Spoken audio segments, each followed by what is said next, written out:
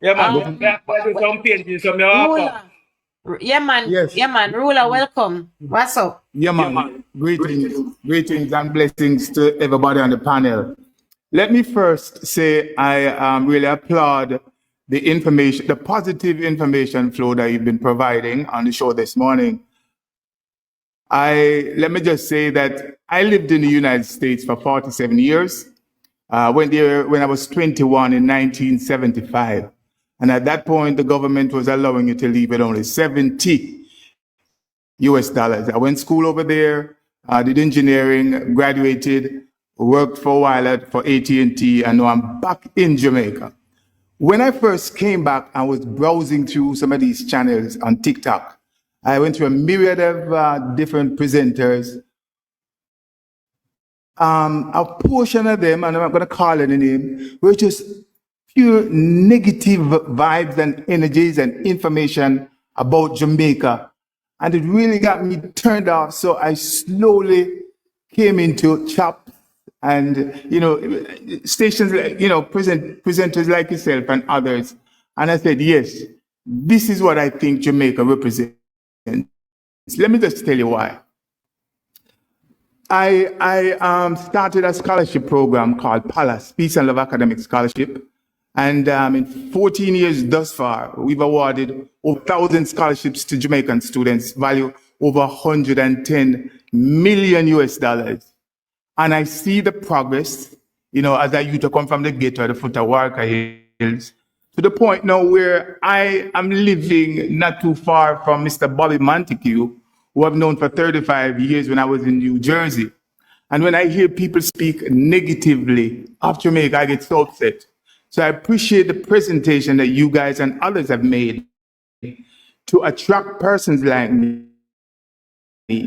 Let me also add, a brethren of mine went to Excelsior with me years ago. He did engineering in Trinidad, and we both lived in New Jersey.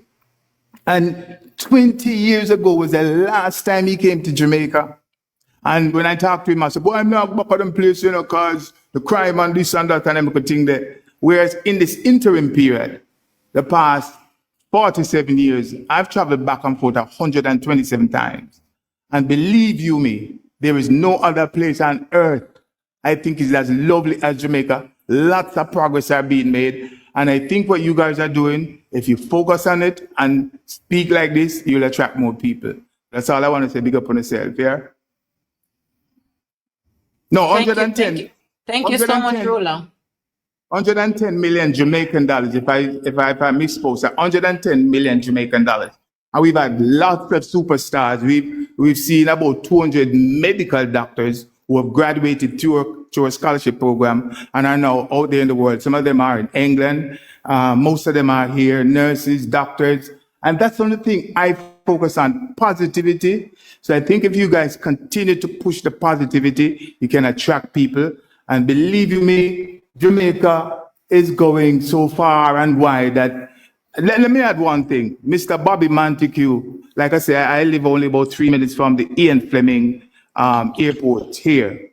And he's been instrumental in the progress there. Now, flights are coming in 5 days a week. American Airlines were coming in Wednesdays and Saturdays. Now they're going to be coming in 5 days a week. And I'm on the board of directors here at my community.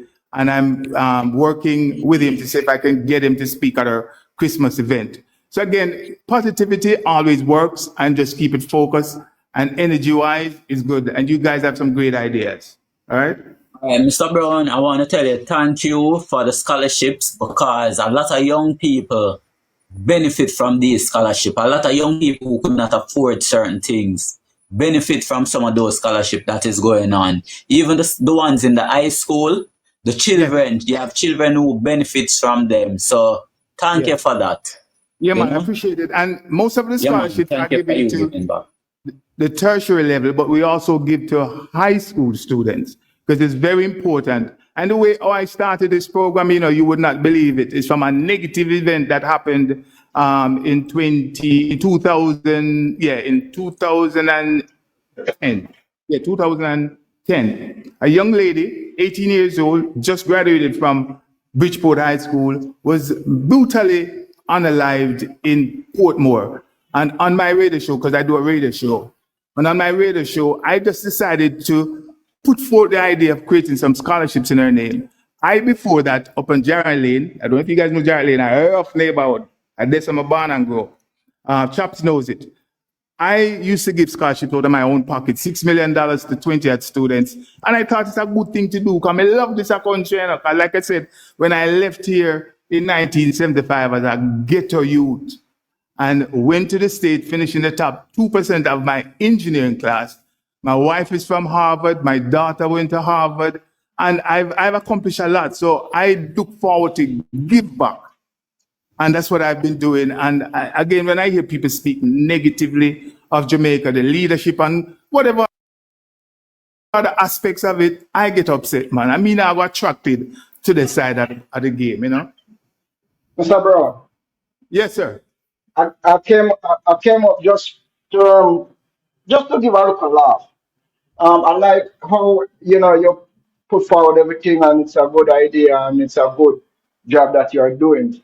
But I'm sure Kizzy Dan will let you know that whenever you advertise over here, there's a little contribution because I see you big up Bobby Man TQ, and you promote Bobby Man TQ. So let me say, Bobby, I'm a virgin, you know. Bobby, I'm a virgin. And let me also add over the past 14 years that when we have our awards presentation at Pegasus and at UWI, we've had the Prime Minister, we've had Dr. Phillips, we've had Damon Crawford, but none of these people. No, it's not pure PNP. You see, that's the thing. We've had a cross section of presenters, and at no point in time they ever, submit any political angle to the presentation. And the reason why we get these people, Mr. Danny Roberts, who grew up in Jarrett Lane where I lived, he's big in the government system down here. He normally gets these people to come in and speak. As a matter of fact, we've had 4 JLP and about 5 or 6 PNP have spoken. And it doesn't make any difference who they are. So long as they come and are giving a positive message to these kids, that's what's important. The young man I told you about that had never come back to Jamaica, he returned for after. When the man come and me and him there talk, him say, "Rula, he man look for buy a house, and I can't believe the improvement that has happened over the years." So when you hear people talk negative about Jamaica, they are blindsided. They just want to tell lies and don't want to be positive about this place that they all should love.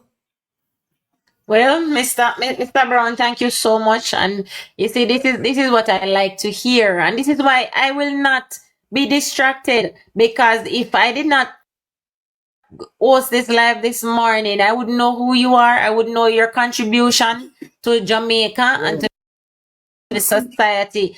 And I say respect, because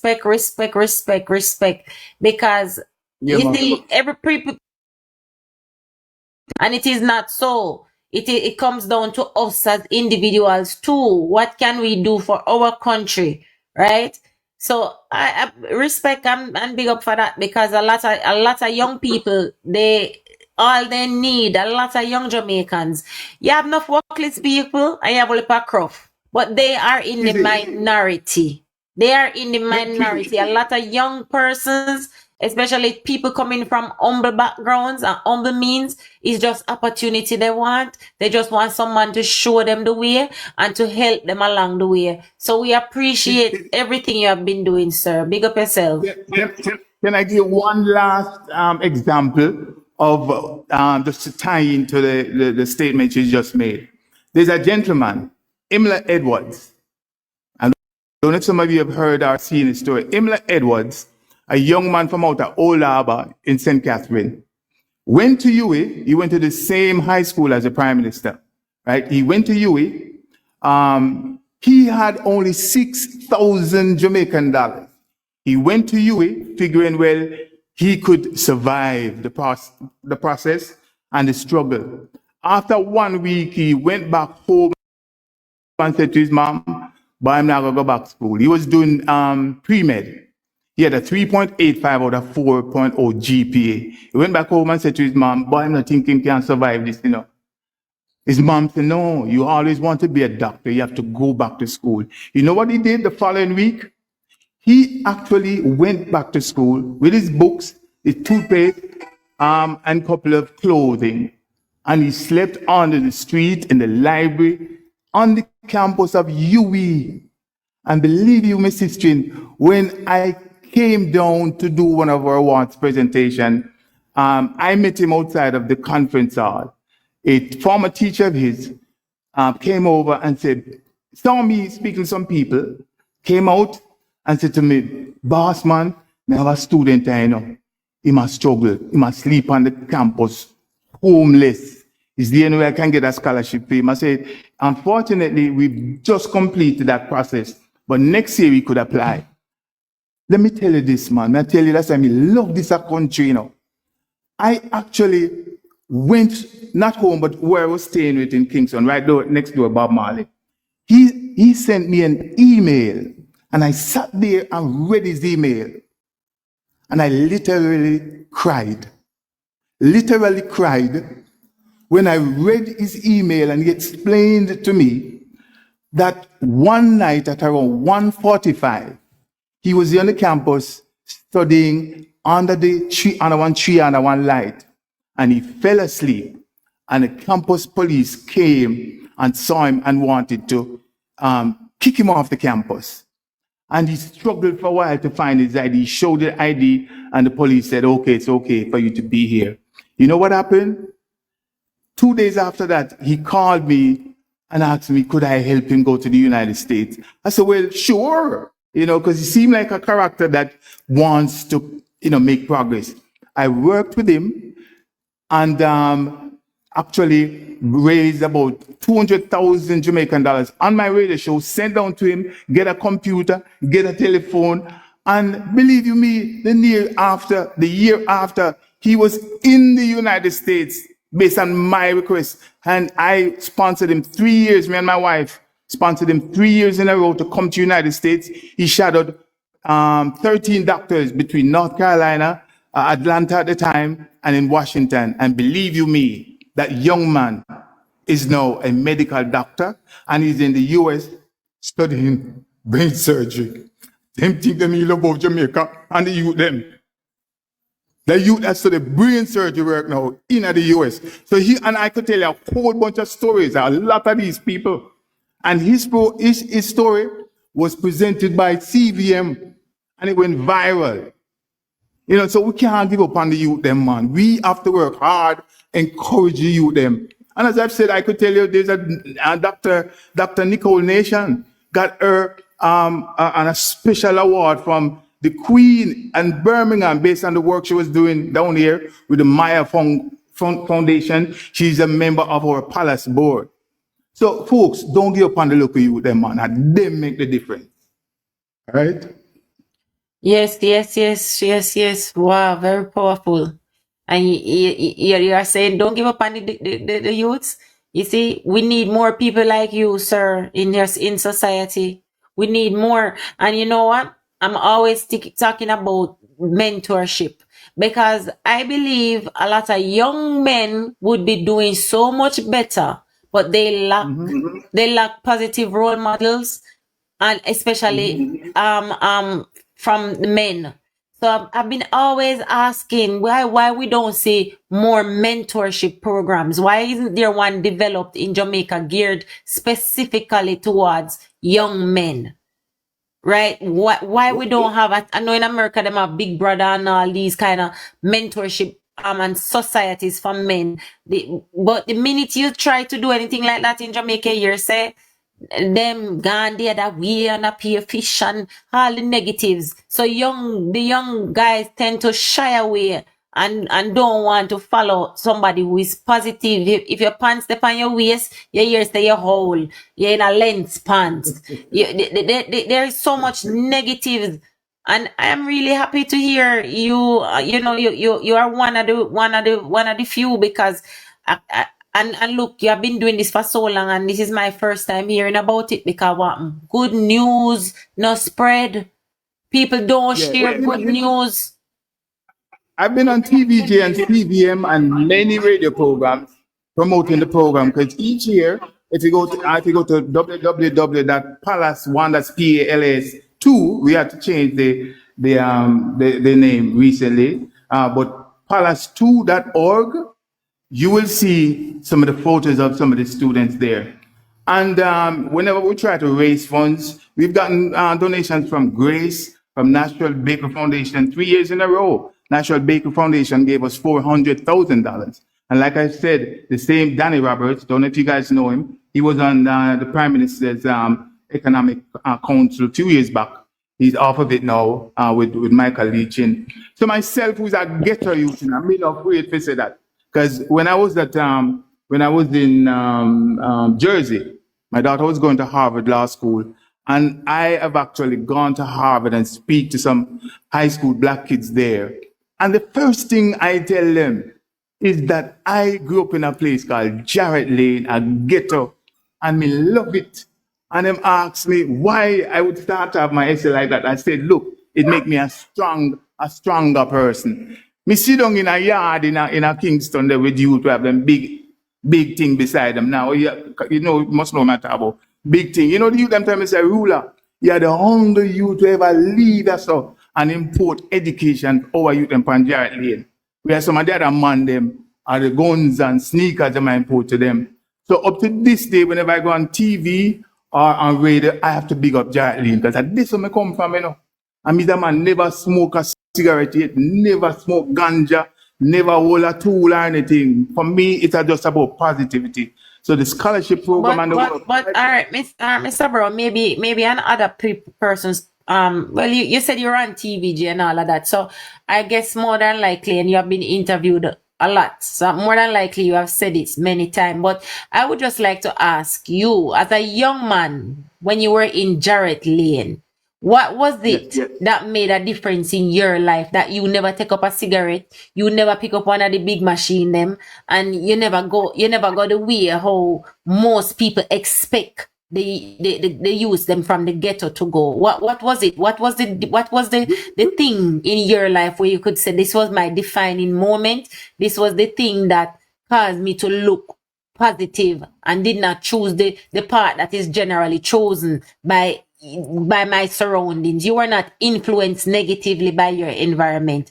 What was it? Brilliant question. I've never been asked this question before. And like I said, I've gone through a myriad of interviews with Willoughby on I just saw everybody. I don't want to call their names. Let me say this. I was born in 118 Mount View, right above Vineyard Town there. And I moved to Jarrett Lane when I was 5. My mother left in 1962, beat the band trip to England. And my grandmother, right, bless her soul, rest in peace, she came when she was 57 years old to take care of me and my brother. You know what? To survive, to live, we normally have to stay on the street side. And I was staying on the street side until I was about 7 years old. I couldn't read or write. Changed it. So on the street side, my granny would have gone down to Coronation Market, and I'd be there and selling oranges, bananas, you name it. And I remember this one man, every morning he passed by and buy something, and I usually produces this change quite quickly. So if he give me $1, and the thing is 33 cents, I will produce the change quickly. And one morning, my grandmother was actually there, and he said to my Granny, you know, see the boy quick, if you send him to school, you know. That time, I was not fully 7, I was about 6.5. And my granny reached out to my sister, Con, who was living in Franklin Town. And my sister came up and got me and my brother, and I got into Franklin Town School. The thing is, man, you see the impetus there to know that your granny come and work with you, and you make progress, and you went to excel, 7 subjects, and them little thing there, and my father sent for me. I didn't see the sense in me picking up guns. Come see them thing there, you know, them thing when me see holy by you from Jarlin dead.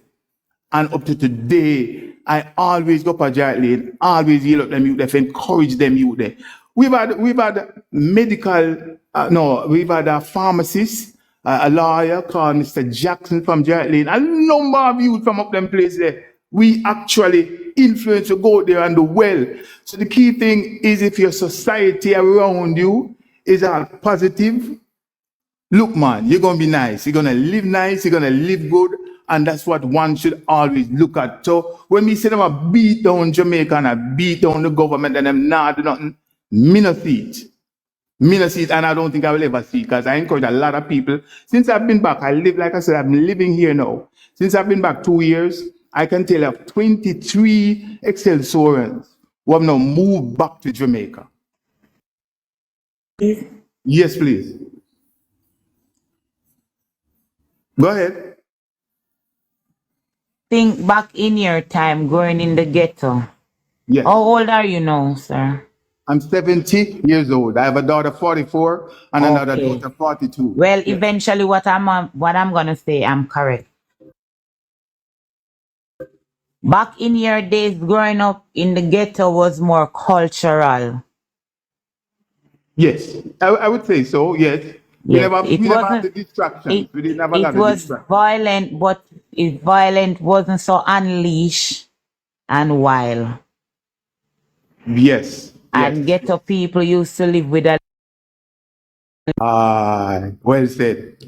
And that's what me have in my heart. Love for Okay. people and them look at things. So I say, I want to big up Mr. Pang in the chat room, say Rula is a singer. I've also produced and sing 10 albums. This is my 40th year. My first song came out in 1984, October 1984. And next year I'll be releasing an album called Ruler Brown and Friends, and Shaggy, Mad Cabra, Derek Parker, a whole bunch of artists have come the collaboration with. I'll be putting out an album called And Ruler. where live Ilza Bascobel? Yeah, I live not on the hills of Baskerville. I live about 3 minutes away from the airport. Okay, I guess me know where you live, near Gibraltar. I'm actually in Rio Nuevo. Let me put it. I've never. I'm Star girl, you don't want nobody ask you where you live. You're gonna ask the gentleman where. I think to tell you exactly where you live. You don't see all the time. I saw Star Girl, Todd, man. I will not live Let the man address alone, you know, important. He already said it earlier. Me know him face, me know him face. But you know Mr. the Brown, energy. yeah, you know, you're speaking. I would never tell that you are a 70-year-old gentleman. I swear to you, you sound very Sound vibrant, younger. very young in your man. voice, and I guess that is also a side effect of how you live your life in a positive way. You know, when you answer the question about your grandmother being that force behind you, and I can bet you know what you know, and I bet without even you answering this question, I will say that your grandmother was also not formally educated, but she stood by you and sit with that you got your education. Am I correct?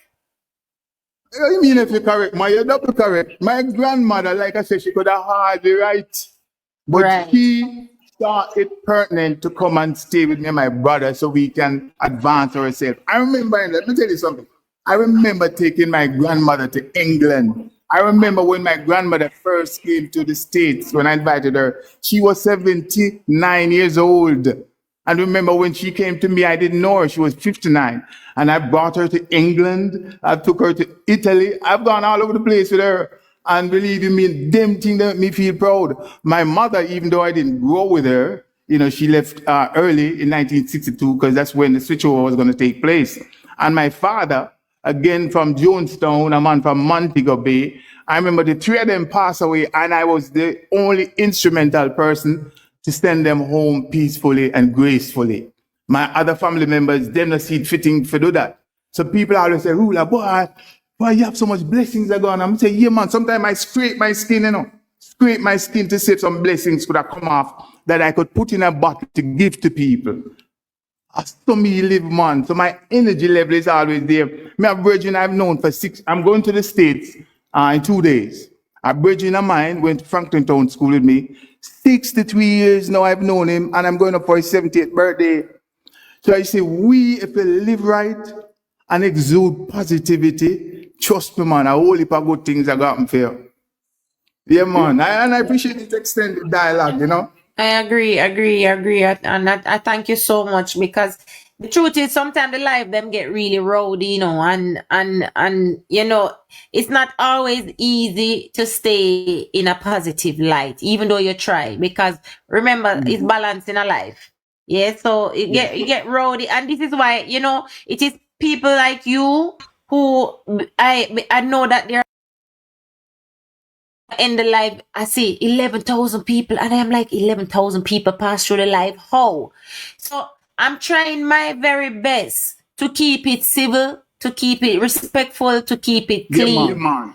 Because I Yeah, know man. that there are decent people who are good influence, who are passing through. And this is why I said to my fellow Liberites every day, let's not focus on the negative people in the comment section. Today, my Very true. tolerance level is very low, so I am blocking. Generally, I will mute them for 5 minutes, mute them for the rest of the live. But today, my tolerance level is very low. And before I make them distract me, because if I was here cursing and cursing, it maybe would have turned you off, Mr. Brown, and you'd have left and say, baga live. You Oh, you understand? know. Oh, you know. Yeah. You know.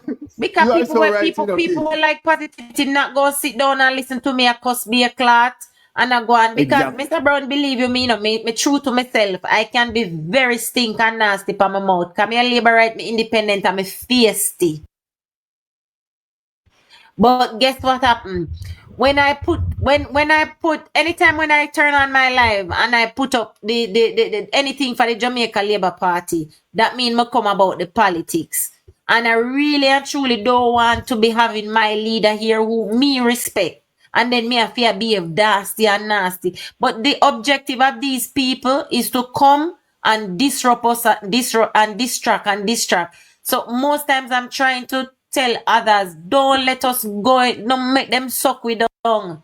Because when a positive person is there, we not go see them. When there's a real upliftment story, we not go hear it because we're too busy to focus on the negatives. So thank you so much for coming into the box and identifying thank you. yourself and for your Yeah, man. contribution to the society, because we need more like you. So when is the Thank next? you. When is the next event, sir? You know, the one big event a year time, and I mean not Yeah, about where only where you invite the dignitaries. Me talk about like where the persons who benefit from your fundraising. charity. You don't All right. invite I'm them glad in you. let them come and talk to the community and encourage others. Let me say this. I'm glad you mentioned that because 1 year I have to give credit to our chairman. We have a chairman called Patrick Campbell. Patrick Campbell come from the ghetto too. I came from 58 Mountain View, which is Jared Lane, and he was from 54. He was one of the first young lawyers in a law firm up there. And every year for the last 10 years, he and his wife have donated something like about 10,000 US dollars to our program. My wife and I, when she was alive, she passed 4 years ago. We usually chip in something like about 6,000. My daughters probably chip in another 2,000. But the pool of funds we normally get are from when I usually have my radio show on TikTok, and I usually stream on 12 stations. To answer you directly, we usually do it at UA, and we on my radio show I usually interview some of these students like the Emily Edwards and so forth and so on, and that's how we raise most of our funds. It has waned some because coming back to Jamaica, I had to establish my home and so forth. So things are a little tricky. The membership, which are 15 of us, gets a little tired. With any organization, sometimes folks get tired, and then they say in some of these organizations, 80% of the work are done by 20% of the people. So myself, who is the founder and the executive director, you get a little tired, and then you have to try and rekindle. Next year, though, we plan to have something at Pegasus. We're going to invite back many of these persons who have done well, and have a big celebration thing, as you put it. So for me, I'm very proud of my country, very, very, very proud, because as I've said, leaving with 70 US dollars in 1975, we're now responsible for scholarships, over 1,000 scholarships and everything there. It makes you feel proud, and you always have to try and reach out and see if you can help. The minister from Clarendon there, Mr. Junior, what's his name again? Pernell Charles Jr. Colonel. Yeah, I remembered in Georgia, because being that I used to give scholarships, he and Roel Reed were guests to an organization up there. And I've met with them, sat down and met with them. And Pernell explained to us, you know, because they invited me to be amongst the panelists.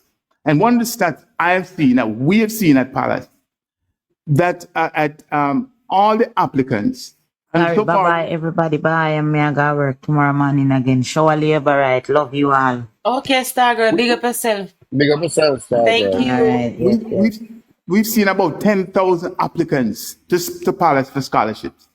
And 80% of the applicants are women. 80% of the applicants and 83% of the actual students who get scholarship are women. So I put that stat to the minister, and he said, Mr. Brown, we know, we understand, because at UWI, UTech, if you go across the board, most of the people graduating and are doing well are women. He said they had instituted a pilot program where they identified 30 students. Students are struggling, you know, who are having it rough and so forth, as a little pilot program too. And he said of those 30 students, 25 of them drop out early. 22 out of the last 25 graduated, and they are so happy. Some of them have started their own company. And so that was supposed to be a pilot program that they could actually explode over the populace. I don't know where it has gotten because I've not spoken to them since. But all I'm saying, little programs like those are good for the country. You start off small, test it. Somebody was talking earlier about taking data and so forth. Myself as an engineer, that's what works. So look, man, you see this program that you guys are doing, just go on down and doing it. Things gonna be nice. Yeah, man. All right? Okay, thank you very much. Mr. Brown, listen. My condolences on the passing of your wife. I'm sure everybody else share the same, you know, our condolences. Regarding I hear you, and regarding your organization, and you saying that, you know, you get tired and what percentage, but what you need to do is don't get tired, delegate, get younger persons, because you have put a lot into it. And you just need to find that person who is as passionate about education and has the same compassion about helping persons, and get them involved and let them do the work with you. Those recipients, I mean, the best way sometimes is not everybody say so, but you see the one who shows the most interest in paying it forward, get that person close and keep that person close to you, so that what you have done, your work, that it don't get lost with you as you age or get older. And please, sir, if it is possible, I would like you to include me and put me as a guest, or invite me to your next event. And I heard what you said about the funding. So now we are